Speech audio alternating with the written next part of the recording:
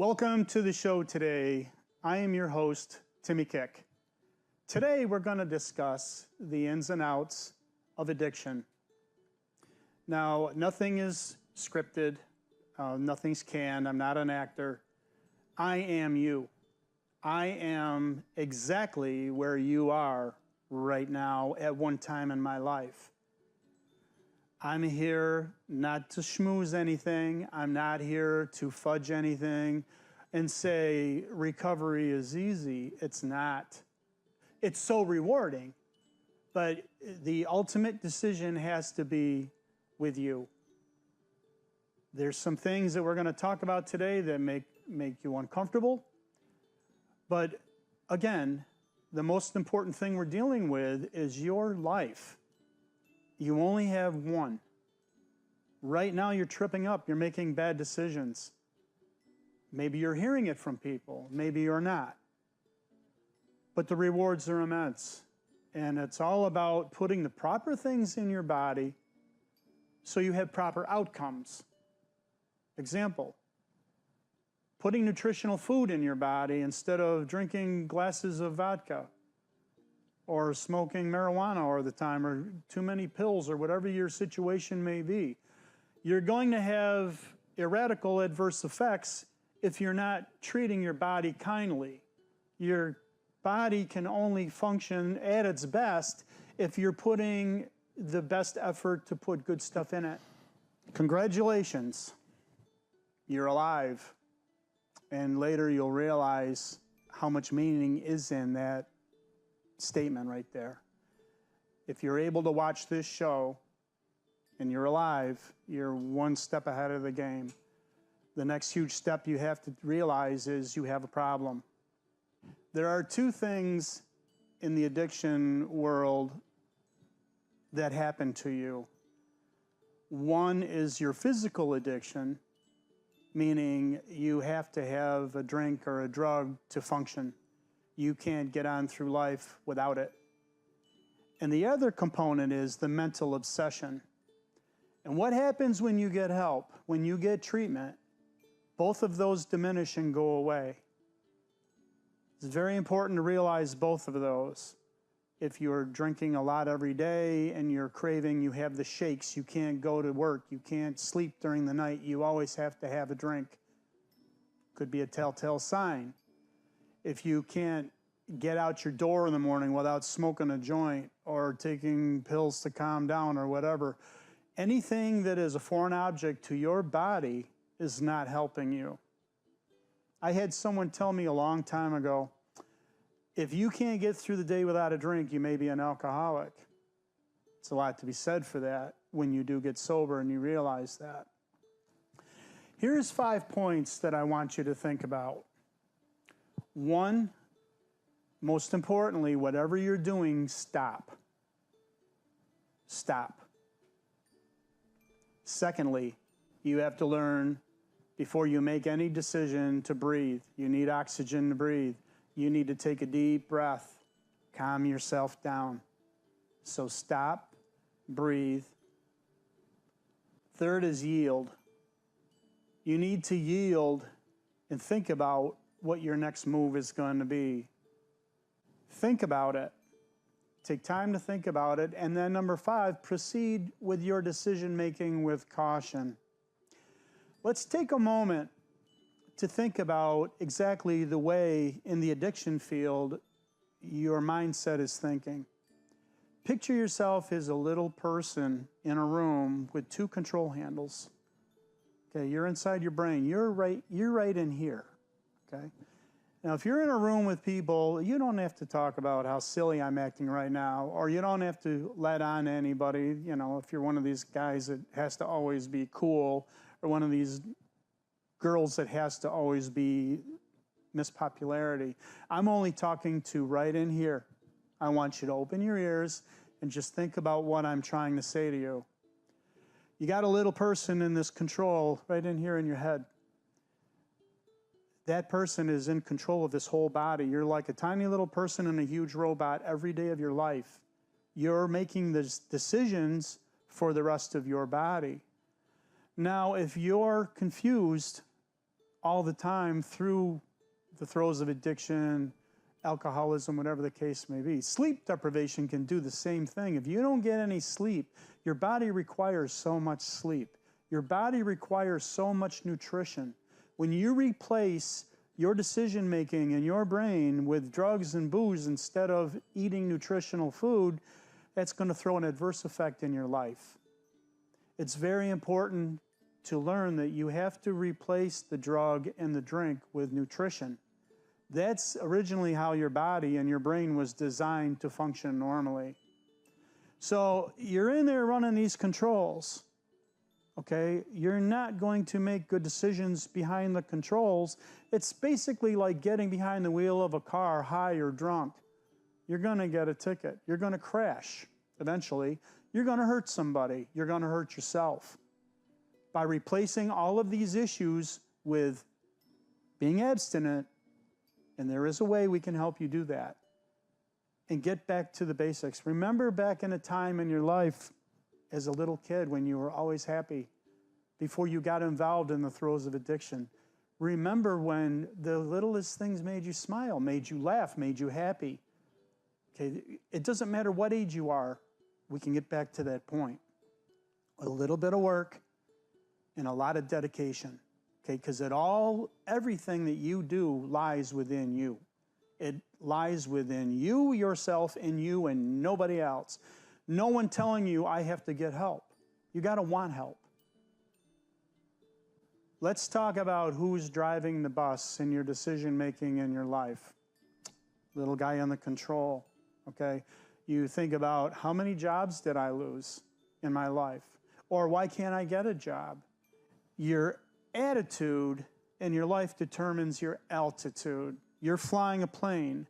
If you've got a lousy attitude, here's a mountain. You're going into the mountain.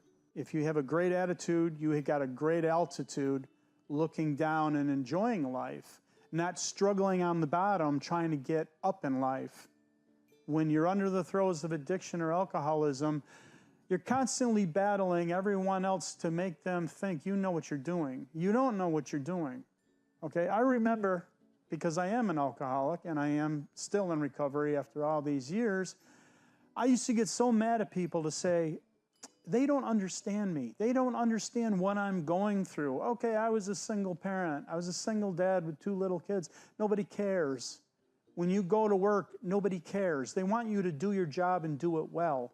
They want you to show up on time. They want you to go home on time. They don't want to hear excuses. Nobody does. And as your kids are getting older, your kids don't want to see you flipping and floundering all the time. They want to see you doing well and be happy. I have a multitude of things that went on in my life to create the problems that I have. I have sleep apnea. I have a hard time sleeping at night. The smallest thing can wake me up. Used to drive me nuts. Okay, I would use that as an excuse. Do I really think I need to get help?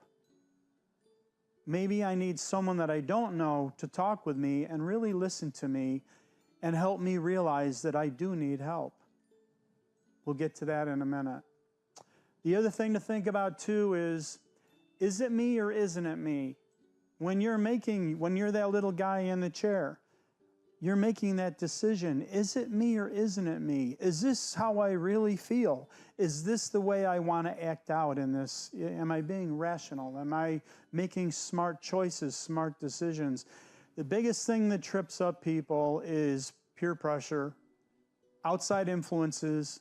Do I fit in? Am I cool enough? Am I part of the group? How come I'm not going out Friday nights and meeting them at the same old bar, the same old place? They're depending on me. I'm the life of the party. How do you feel the next morning? Oh, if I had a dime for every time I woke up with a hangover. Sunlight hurt my eyes. I couldn't think straight. And let alone going to work, getting through Sunday and resting, and then having all of these craving issues and problems. I know with me, I always had a weight issue, and I would starve myself and drink instead, so I look good in my clothes. Am I chiming in with anybody on this? It was all about how people were viewing me all of the time. Okay? You don't have to put yourself through that anymore. You don't. Breaking the chain of selfishness. I know when I was in the throes of addiction, I was very selfish. Ironically, from the moment I woke up in the morning to the time I kicked off my shoes and went to bed at night, I knew exactly how my day was going to begin and how my day was going to end. When you're drinking as much as I did, you only think about the obsession of the addiction. I don't want to go through shakes today. I don't want to have migraines today.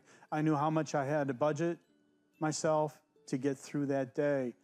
When you're completely sober, you're breaking the chains of addiction. Every day is a mystery until it becomes history. I know I sound like Dr. Seuss right now, but it is true. Every day you get up and you don't know how your day is going to go and you don't know how it's going to end, there is a level of excitement in living your free life. What to do to get help? 90% of the time when people are in the throes of addiction, people are in the throes of alcoholism, number one, I'm better than that. He's worse than me. She's worse than me. Always minimizing your level of dependency. You have to look at where you are. Don't compare yourself with everybody else or anybody else. This is about how you want to feel every day of your life. There's things you need to address in your life when it comes to getting help. One, most importantly, you have to admit you have a problem and you're willing to change that problem. Now, no one is going to influence you. No one is going to say to you, you need to do this for me. Don't get help to help your relationship with your boyfriend or your girlfriend or your mom and your dad or your neighbors or your friends at school or your classmates. You're doing these decisions strictly for your life. No one is going to hold your hand. Okay, you got yourself in this position. You put yourself in this chair right now. Now you got to figure out how to get out of this chair. You want to get back to your old happy self. There's nothing happier than being happy with yourself. Don't do this for someone else's benefit or you're being pressured into doing this. You need to do this strictly for yourself. The rewards, I'll tell you what the rewards are. The rewards are times 10 of what you ever imagine. If you have to give up your car to get rid of your car payments, if you have to give up your apartment for a while and get help, it's worth it times 10. I've done it. You need to only take care of you. When you go into a treatment facility, you're going to be fed. You're going to be taught every day. It's the greatest thing in the world. When I put myself in treatment, I always treated it as a college course. I did, but I do that with everything that I do. I didn't go back to college till I was 58 years old. I graduated with my degree when I was 60. I'm not afraid to reinvent myself. And you shouldn't be either. Don't feel, well, I'm in my 20s and I got to look cool. Any age you are is better than not having an age at all. If you don't do something about your problem, it could spiral. You could end your life. We don't want that. We want you to constantly think about getting back to where you want to be, not sitting where you are complacent and then slowly but surely running down and ruining your life. Remember, in life, there is no dress rehearsal. You only have one shot. You only have one life. And if you give up that opportunity, not only is it going to be bad for the outcome for you, but there's going to be so much sadness and disappointment in people that really, truly love you, people that care about you, people that want to believe in you and want to see you live a highly functional, successful, happy life. And the rewards are tremendous. Being sober, completely sober from addiction, I can't even put into words. It's the greatest feeling in the world. I realized when I decided to get help, there was a lot of things, I've been through it a couple times, that I was doing wrong. I had to realize that everyone in the room getting help is sick. Do not, and I can't emphasize this enough, do not go into rehab situations or help situations looking for a companion, looking for that girlfriend that's getting help just like you and you have something in common with, or that boyfriend. I've seen that happen. It always ends up in destruction. Believe it or not, after you get out of a treatment facility, you're not going to ever see these people again.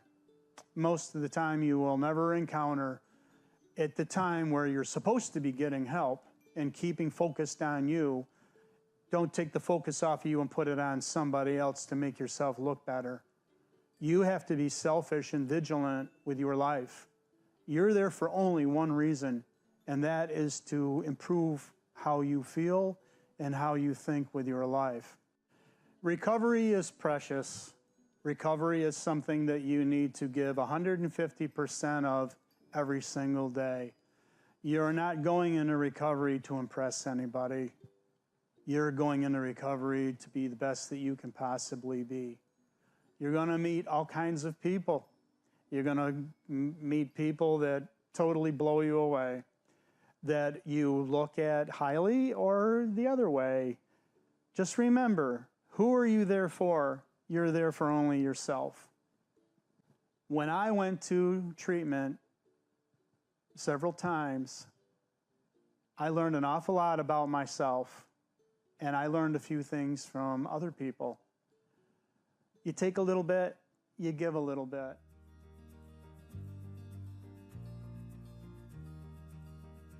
I hope you've enjoyed my personal experience. If you're looking for more information, feel free to call this number. Just give it a try. It's your first big step.